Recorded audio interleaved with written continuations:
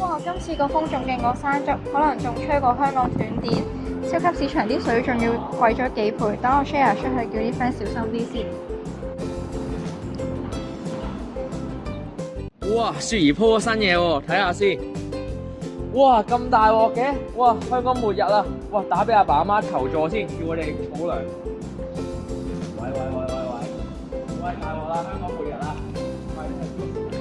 過去我哋都係資訊嘅被動接收者，但係喺現今社會，我哋每個人都可以係資訊嘅傳播者、創造者，甚至傳譯者。網絡資訊素養嘅核心就係我哋完成呢個歷史角色嘅轉變。我哋應該係有存取、評估、創造同埋參與嘅能力嘅。我哋應該今次個風仲勁過山竹，可能吹到香港斷電，超級市場啲水仲貴咗幾倍。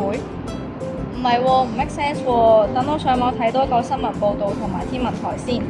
咩都吹唔中香港，好彩我睇一睇啫，唔係又引起不必要嘅恐慌。我哋分享任何內容之前，應該停一停，諗一諗，做一個負責任嘅數碼公民。大家唔好走住，我仲有啲 tips 俾大家。一、避免受騙上當。網絡上充斥住好多詐騙、釣魚網站同埋虛假投資等等嘅陷阱。具備資訊素養嘅人應該能夠辨識可疑嘅信息，保護自己嘅財產同埋個人資料安全。二、對抗錯誤嘅資訊同埋假信息。從健康偏方到政治謠言，假信息嘅傳播速度極快。喺資訊素養呢個單元教識我哋查證來源、交叉比對同埋判斷信息背後嘅動機。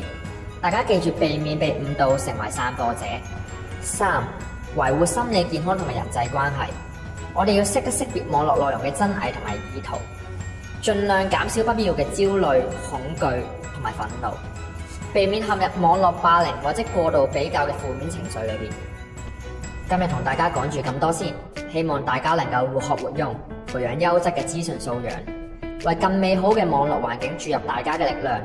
多謝。